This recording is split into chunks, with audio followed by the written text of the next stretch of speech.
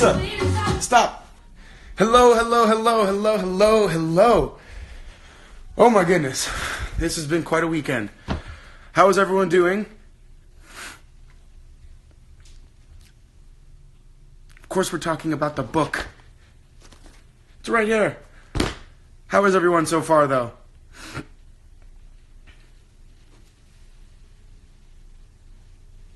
I'm doing really well. This week was long. I was a little tired, but it was a lot of fun. Had a good week. Stella likes ruining my carpet. Yeah, I know it was you. The weather is kind of bad right now. It's supposed to be spring, but it's like icy and terrible, and it's not warm at all. So let's jump right in. What do we think of this book? How is everyone doing? The name of the song is Dye My Hair by Alma. She also sang the song that I played last week that was Chasing Highs. So, if everyone could fill me in, let's think. What do you think of the book so far? I see amazing, amazing. I have so many quotes, it hurts my hands. That's funny. The book is amazing. I'm so serious. Love this book. Good. I'm glad this book is getting an interesting book. Great style of writing. Yes. Hilarious, heartbreaking at the same time. I agree. I really liked it. I was not expecting to break the fourth wall in the epilogue, right? How cool is that? It breaks the fourth wall the whole time. Yeah, I wouldn't say just in the epilogue. That's a very good point. He breaks the fourth wall the entire time from the first page. He's telling you that I'm the creator of this specific universe. It's interesting. This is the first book that we've written where the writer is making you aware that everything that's happening, he's deciding as the creator of the universe. Vonnegut's imagination is so different and unique. Book is cooler than I expected. I'm so glad everyone was very excited and had a good time. Chapter 15 was hard to read. What's chapter 15? Let me look.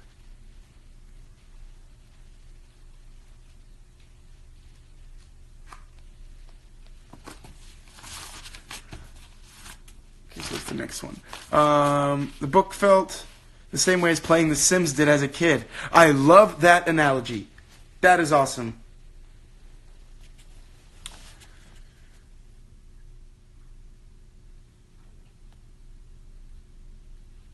Quirky but amazing. That's so fascinating. So should we talk about favorite parts then? Should we say what was your favorite part?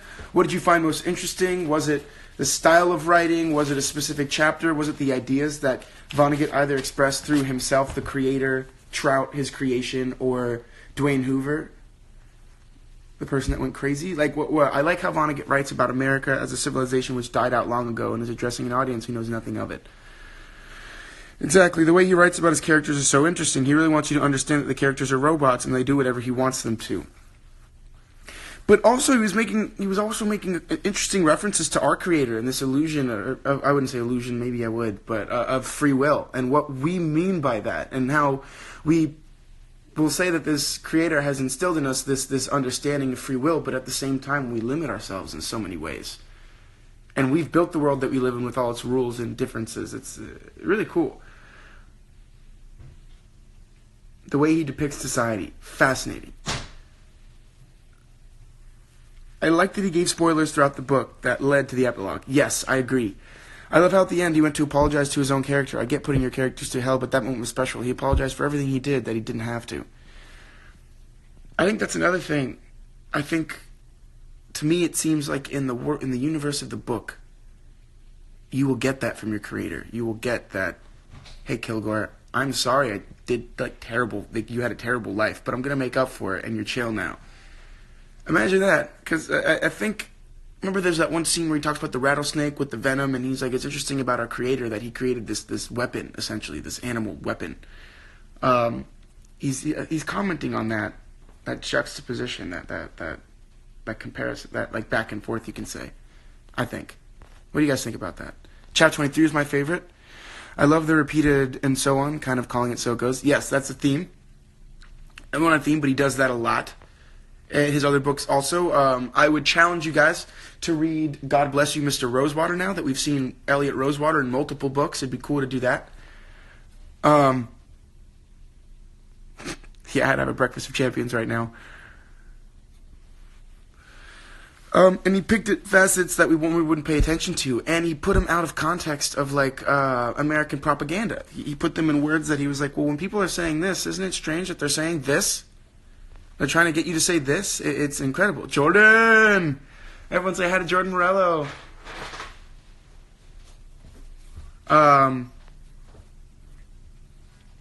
I wonder why he only wanted to tell that one character in his particular books. Well, he said it. He said it. I wanted to tell Kilgore Trout because he was the only character I've ever written that thought that maybe he could be just the imagination of some writer in some book. Talk to his parakeet about it.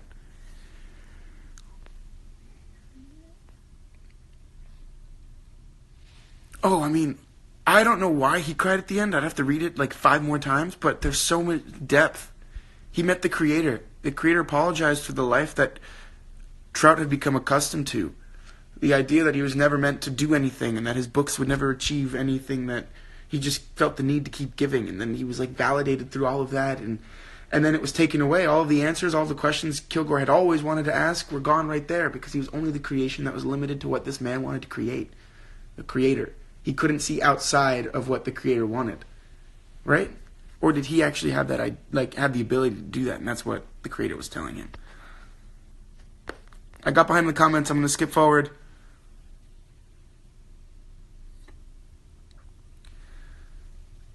Amazing after chapter 21, but I love all the book. Symbols can be beautiful sometimes. Yes. I feel like if read out loud, every sentence in this book would end with a sigh and a defeated glance at the window. Maybe. I know that Tess and I read out loud, and it was a lot of fun. We alternated paragraphs. And that really helps drive the story. And remember, you're getting this story from the creator of the universe himself. So it's a very interesting thing to do, to read out loud. This is a good one to do that. I think I'll read Slaughterhouse again at some point. Totally. When he speaks about the fact that we must adapt ourselves to chaos and not order. I love that. Why? Because only in our creations is there order. Why? This is something that Diego said to me once. He's like, I feel like art is there meant to be like an ark to save us from the world and meant to teach us and help us understand what's actually going on. So in art, there can be order. In art, there's a beginning, middle, and end. Think about it. In this book, there was. He starts at the beginning, tells you the story of these two people that are going to meet for a crazy reason because he wants them to, and then he's going to end it, and it's perfect. Everything makes sense. He has all the answers because he's created that universe. He's the master of his domain. But in his universe, he's not.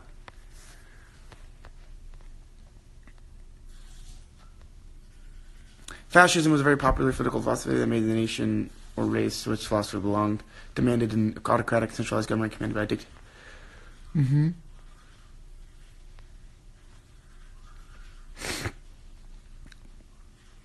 His life had meaning before until he met his creator. That's why he cried. Exactly. His life had some meaning before until he met his creator. Yes, I agree. That discovery that, wait, this is all made up by someone else. That's interesting. Wow, that's sad. Dark. I like his talking about environmental stuff. He's commenting on a lot that makes you feel like he could have written this book in the last 5 years. I mean, and think about it, Vonnegut died 11 years ago on the 11th of April. So just, his 11th year anniversary was recently, but he made it to the era of cell phones and stuff. But I'd be interested to see how he felt about privacy and that question with the whole Facebook thing, and how he'd feel about the current administration, the current place in the world with everything going on. I'd really be interested to see what he thinks about that and what a book might be that he'd write. You're surrounded by loving machines, hating machines, greedy machines, unselfish machines, brave machines, cowardly machines, truthful machines, lying machines, funny machines. I think the idea of the creative universe was interesting because Vonnegut was also the creator of the universe. But I think we all may be the creator of our universe as we determine how we see it. And just as Dwayne Hoover chose to believe that he was the only person that had free will and everyone else was a robot, we can choose to believe whatever we wish and no one can tell us otherwise. That's a scary thing almost because we are the creators of our universes, yet we all somehow follow the same rules that keep a lot of us safe. It's an interesting thing. Vonnegut makes it clear that there is so much in the world that makes him angry, but even in the face of murder, hate, racism, and greed, he can't help but care about people and sympathize with them. Why? Because they're all philoboid studges. They're all pillars of salt. Okay, stop asking for my cat. She's mine. Don't even think about it. Thank you. The way he speaks about American society is fascinating. He doesn't try to make it softer, to give it some kind of perfection. It's wicked and he knows it. It's like when he writes about suicide in America. GA book lover, can you tell me who speaks, who like reads for you for that audiobook? That's interesting. Like I want to know what actor or person reads.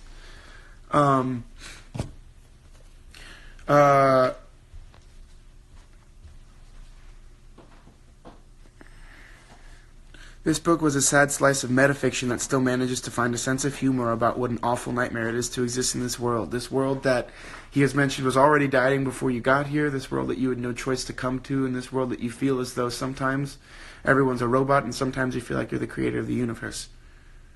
It's all-encompassing. But within it, you have the ability to create your universes. Think about it. He was the creator of the universe, so he had full power. He's like, I decided they were going to do this, and I knew everything that Trout was thinking, I was making him think. Fascinating.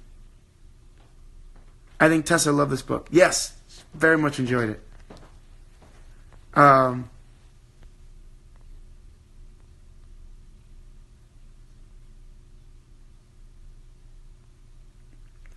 do you think about Harry LeSabre? I feel bad for Harry LeSabre. I think the chemicals in Dwayne Hoover's mind made him act all irrational. And if anything, think about it. Harry LeSabre escaped all this because he decided to be the creator of his own universe and leave. He was like, you know what? This is not making me happy. This is what we want to do, so they did it. It's very interesting.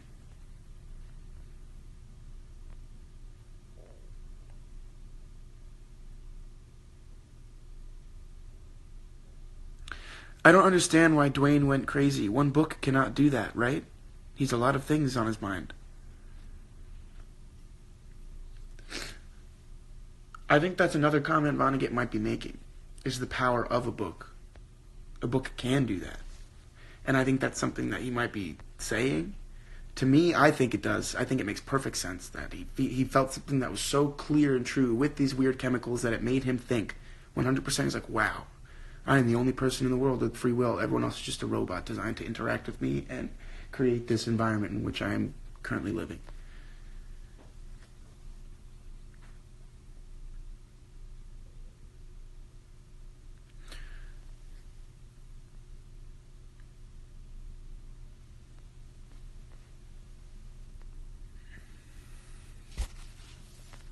How are we doing on time, everybody? Can we check in? The ending felt like a metaphorical death for Kilgore, though. He essentially met his maker and didn't even know how to process information. Not only that, but then he realized that... I don't know, imagine if the creator of the universe came down and was like, yo, you're actually the only one. You're going to get everything you want now, and you're the only one that knows that I exist, and everything that happens, I create.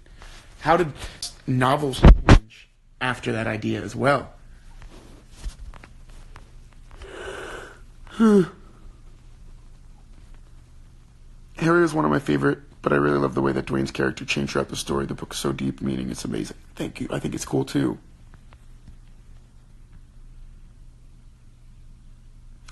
At the core of each person who reads a book is a band of unwavering light.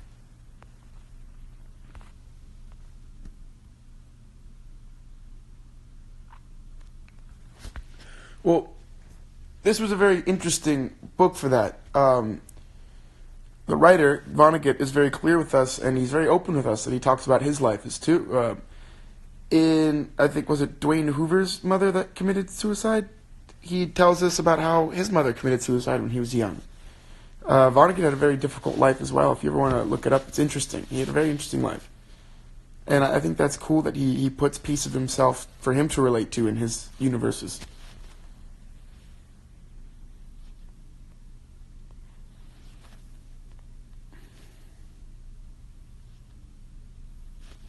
John Malkovich read the book. That's amazing. I would get that. And let's talk about that paragraph about women. The one, they trained themselves to be agreeing machines instead of thinking machines. All their minds had to do was discover what other people were thinking and when they thought that too.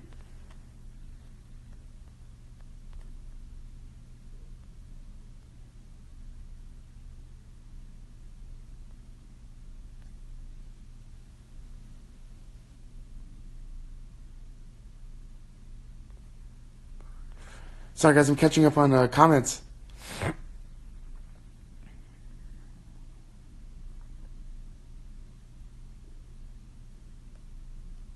To cover what?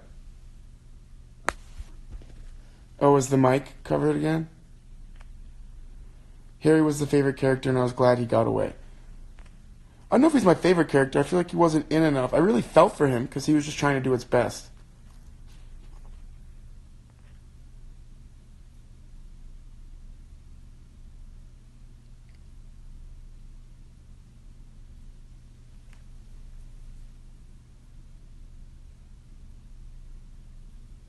His brain did just make it a reality, and that's the scary thing. Like, we don't decide that. Did anyone else feel depressed reading? I felt like it was a window into the mind of someone who was struggling with some really dark thoughts. I know at one point in Vonnegut's career, Vonnegut did attempt suicide, and it was something he did struggle with, I think. It was later in his life that he did so too. So I feel like he does put a lot of himself out there. And in his books, and it's interesting. 15 minutes in. We're only 15 minutes in. We've talked so much. It's so good.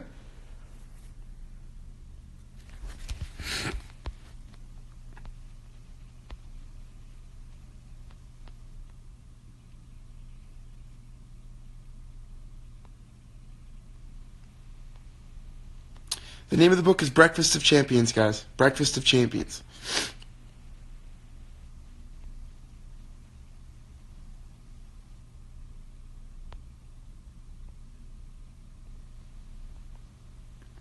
Guys, please, we're talking about this book. Let's try to stay focused on this book and the questions we have for it and stuff like that. I'm seeing your suggestions, but I really want to stay focused on this book. That's why we're here today, to talk about this book, the end of it. Do you think that the drawings, page breaks, and self-referential moments add to the story or detract from it? Well, they're part of Vonnegut's creation, so they add to the story. End of discussion. You know, that's the way he created this universe, in the universe of this book. In those drawings and things, he's saying things, and there's a reason why he feels the need to explain everything. And I think they have to be part of the story. He wrote it there. It'd be wrong for us to say it shouldn't be. But it's interesting for us to argue about why. Do you not think that they are?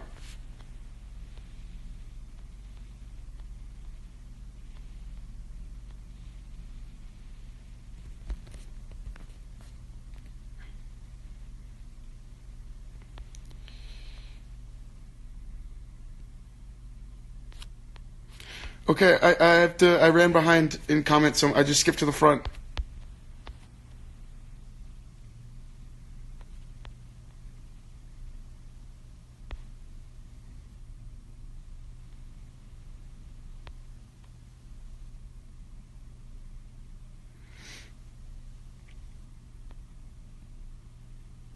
You don't like the way Vonnegut talks about women?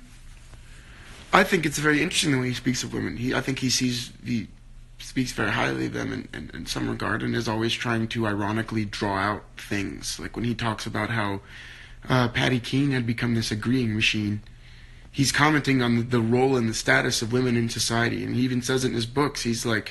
He even says it in that paragraph. He says, like, they're completely capable, extremely amazing, smart animals just like men, but unfortunately the way society's kind of like structured it is now they have to behave a certain way to protect themselves. I think it's an interesting comment he's making. At the time he wrote it and what he's trying to say, he's trying to bring that out. Oh, wow, cool. I love that you felt connected to these characters. That's interesting.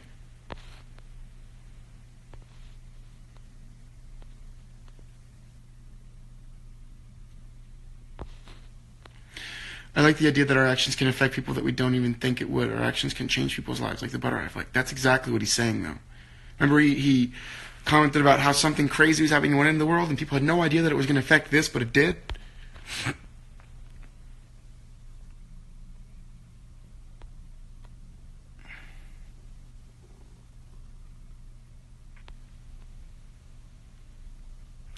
Yeah, I feel so bad about Dwayne's relationship to his son.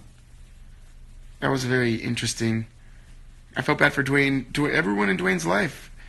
But that's the thing. Look at how destructive it was when someone thought that they were the only living being in the universe. Think about that. That's the comment he's saying. Like, this selfishness or this idea that you are the only living one does nothing but destroy the people around you, and it destroys you.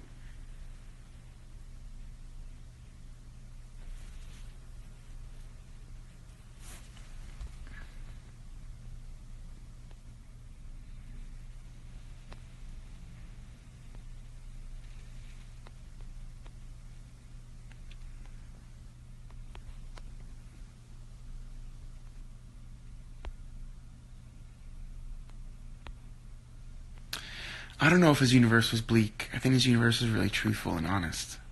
And everyone was a band of wavering light, and how they chose to behave is how their universe was.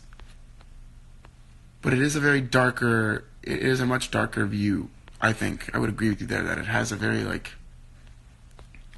interesting air about it. Every human being in the room must be worth a great novel. Wow. No, I completely agree about the drawings and everything adding to the story. I just read how some people think they detract from it. I think that this book without the drawings wouldn't be the same. I would agree. Well, it takes away the device that he's explaining to the reader. That's one thing.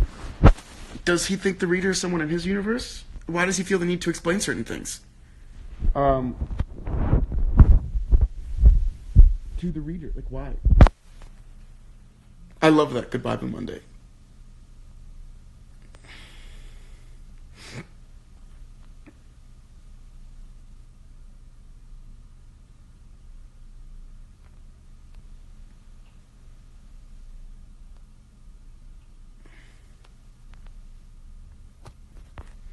I would agree, Sarah Elizabeth. I think he had a very interesting perception he had a very perception of people's roles in society as well. How society should behave, how people should behave. Remember, he had very, very strict rules.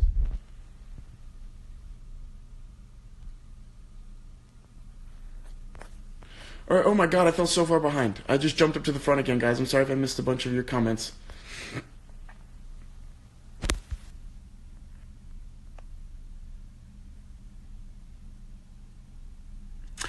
Okay, let's talk about that with Nala. I can't pronounce that. Takes all kinds of people to make up the world. I love that. That's one of my favorite quotes. When it's all a spectrum and everyone has to be there to create the entirety of it.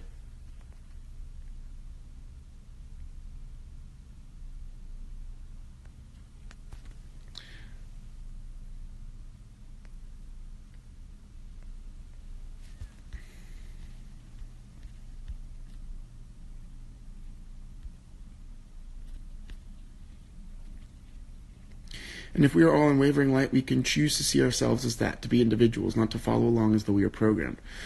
Yes. I like how Kurt brought in things from his own life. His dad's shins and feet were trouts. It's really interesting. Well, I love that because it's they created the universe, of course. That's cool. Listening to the book was weird because I couldn't see the drawings, but the narrator describes them. It made me pay more attention to the drawings because I couldn't bypass them.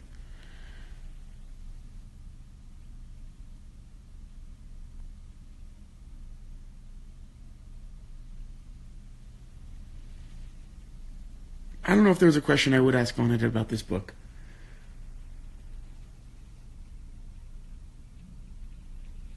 I maybe would ask him just my favorite drawing is of the asshole. I think it's funny. I don't know what I would ask him. I really like it. I'd be like, what's the most important question you ask yourself every day when you look at the world? How do you see the world? I'd want to put those glasses on for a second. I think that'd be cool. What is the purpose of life? To be the eyes, ears, and consciousness of the creator of the universe, you fool. Yes, that's my favorite quote. I think it's deep, it has a lot of meanings, and it's cool. I think you should pin a comment where it says what book we're talking about. I feel like we said it many times. It's Breakfast of Champions.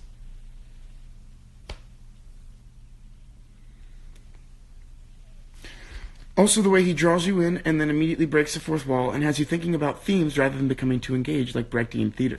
He's constantly challenging the reader. His books aren't books to just breeze through and never think about. His books are things that are literally bringing things in society that we don't often question or are not taught to question or think about. He's like, don't you think it's weird that we do this? And the way he says it, you're like, whoa, I've always said weird. Love that. It's crazy to me how much of this criticism this book has about American society is painfully relevant today. I agree. Interesting, though. He shows that every person you meet is the reason for some impact in your life. Guys, book we're talking about Breakfast of Champions. The way he spoke of being machines doomed to collide is interesting because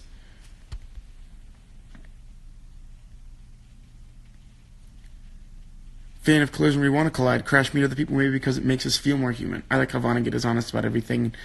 I think humanity is the fact that it's all a shared experience. Yeah, I agree with you. That's cool.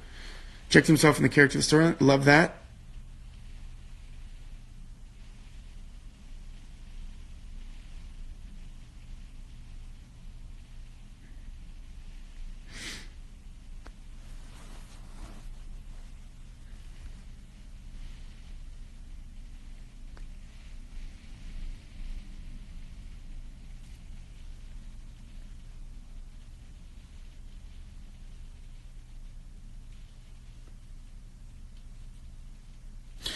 How crazy was that game, African Dodger? But think about it. He's like, that existed not long ago.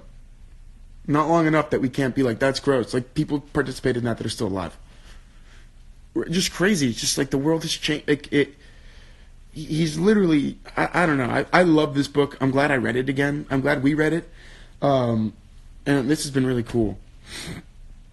How much time do we have, guys? What's it looking like?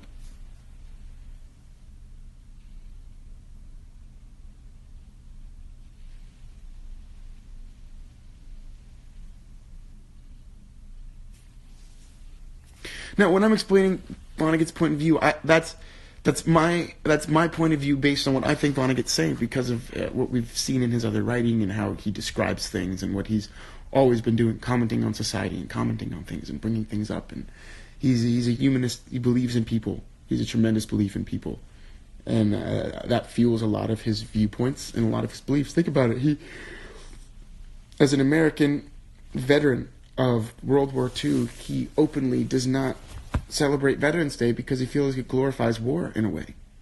And he's like, war should never be glorified. He said it in the beginning of Slaughterhouse-5. He's telling his sons, he's like, you're never to participate in war, you're never to fight people, you're never to pretend to shoot guns, it's all terrible. That's not a very common, not that that's not common, but there's an interesting perspective there. 25, 30 minutes left, guys. Cool. Do you want to do quotes? What do you guys want to talk about next about this book? I'm down for anything. He was quite vulgar in his description because he wants people to sit up and take notice. Many people said the critic is racist because of the book there are a few racist comments by Dwayne, but I think that he just tries to put Dwayne in the place to understand America's point of view. Also, the small city that they grew up in, which was... forgive me if I'm overstepping my bounds here and my understanding, but my understanding is that there are a bunch of cities like that where they are extremely segregated, and there is a class divide that can be racial. There are parts of the city where only a certain population of people hang out, another part not, and the parts where they very frequently or infrequently connect is a part where there are very, very, very specific roles that they have to play in society, which, when you look at it from the perspective of now, how much has that changed? How much is that the same? How much has that changed from just people of color to maybe women and people of color? Or what if the communities now have a visibility and have the ability to say things where at that time they didn't? Or the role, think about it, they said like the only work that certain communities of people could have was very specific to that community. It's interesting.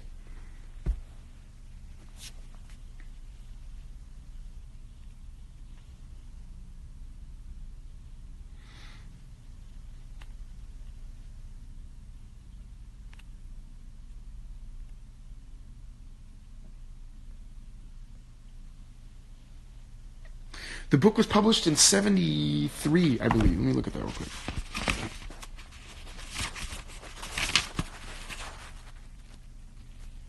'73. 1973 was original publishing. Crazy. This book is like 40 years old. When a person dies, he only appears to die. Yeah, totally cool.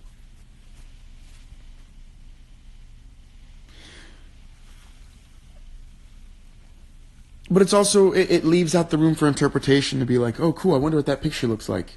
Or I wonder what specifically. And he's like, no, this is how I'm thinking of this.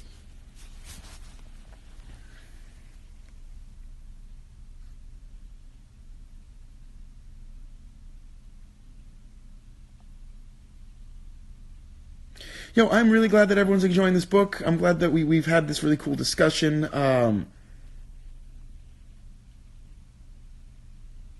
It's been fun. I've had a good time with this book.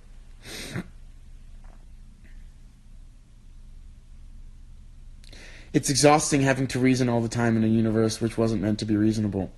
And I think that's what art does. It brings reason to a universe that makes no sense. It helps us understand specific events and put stories on them so that we can teach and learn. It's a very important thing. And I think this book really kind of, to me, makes me understand that. Induction last week, and during lunch break, I reread part, and one of the older women there mentioned how she'd read it, and it was never when it was newer, and how she found it interesting. I love how she tells penis size every male character, makes you realize how ridiculous to compare one to the other most of the time. Also, how that's like on the forefront of what a lot of people think about. Like, isn't that crazy? Like, such a thing in like masculinity to talk about that and be so strange when he's like, but every man has one, and this is like, it's just different. Like as people, it's so weird. He's drawing, like, remember, he's constantly trying to be like, look what we put our attention on. Look how we go about our attention itself.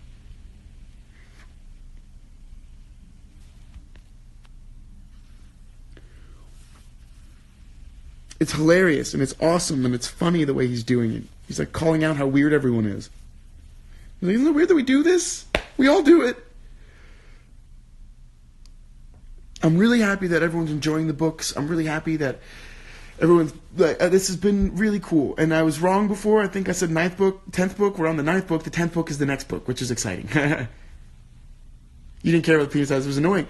I think that was also the point. It got to the point where it became annoying because he brought it up quite a few times. We're like, all right, enough already. I don't need to know how big this guy's dick is. Like, chill. But I think there was a like he does that. I don't know. I think in this universe he's very measured, and when he creates it, he wants it to be specific. But I would agree.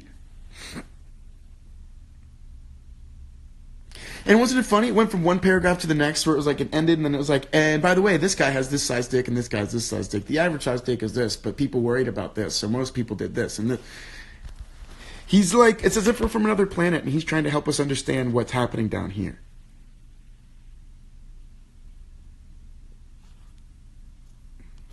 Katrin Mosier, you are killing it. That's exactly what I was thinking.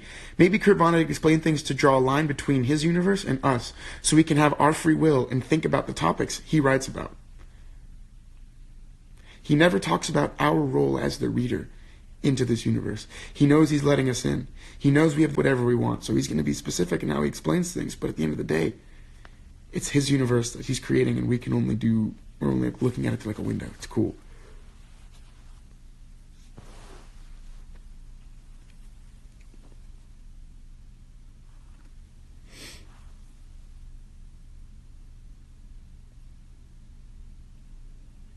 The lines about feeding people garbage, the digestible poison, the buying happiness, I think it's all still relevant to today's society.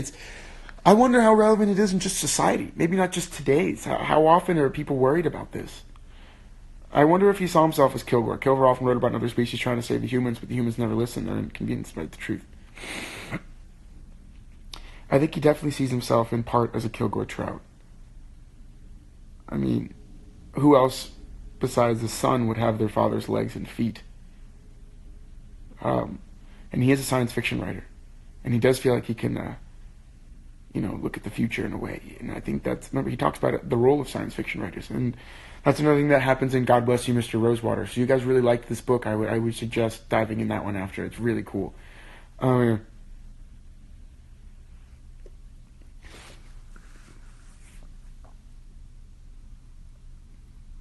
My favorite is Kilgore Trout, and I'll say because he's an artist that kept giving art. He didn't know people were reading it. He didn't know where it was going. He wasn't making money off of it. But he kept writing. Why? Because he had to. Just what he did. He wrote. And I love that. Because that's something that I think as an artist is always a very interesting question to ask. Why do we give? Why do we do art? What is the point? Is it for the performance aspect of it and people wanting to see us and we enjoy that? Is it selfish? Is it we want the attention? Is it also we understand the depth that it can be? Can it be something that we can teach? Is it something that inspires? Will we read more Kurt Vonnegut books? Art for art's sake. Exactly, Catchin. You and I are on the same page. Do you think we'll read more of Vonnegut's books in the future? That I do not know. That I do not know. Maybe.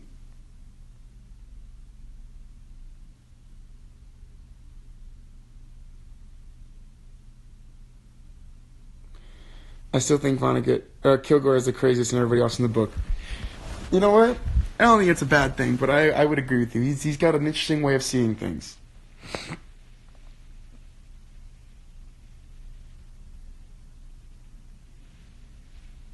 Right? If we could, I would read all of Kilgore Trout's novels. I think they're so cool. All right, everyone. I think now we'll start wrapping down. I'm so glad to have read this book again with you. It was incredible. I loved it. I love Kurt Vonnegut. I really highly recommend all of his other work. His letters are really cool. I was just up late last night, guys. I'm not really that sick, but thank you, guys. The name of the next book is Lord of the Flies by William Golding. It's a book that I read in high school. I haven't read since. I haven't really thought about since, so it's going to be very interesting. I will post on RosendeReads this week how far we're reading. I'm pretty sure it's going to be Sunday again. So you guys know, I'm pretty sure it's going to be Sunday. We'll probably read around 100 pages, maybe like 80, because we're going to get into this book. I don't want to give us too much for the first week. We did not decide on anything. I'm thinking of doing a live on like Wednesday or Thursday just to talk about the next few books I'm going to pick during the week. There's 12 chapters. Oh, cool. That's not that many. It's a smaller book. I'm not going to lie. I haven't purchased the book yet. Been busy. But I will do that this weekend too. Are we going to book clubs on Sundays pretty much from now on? We are every once in a while. I think maybe we should stop.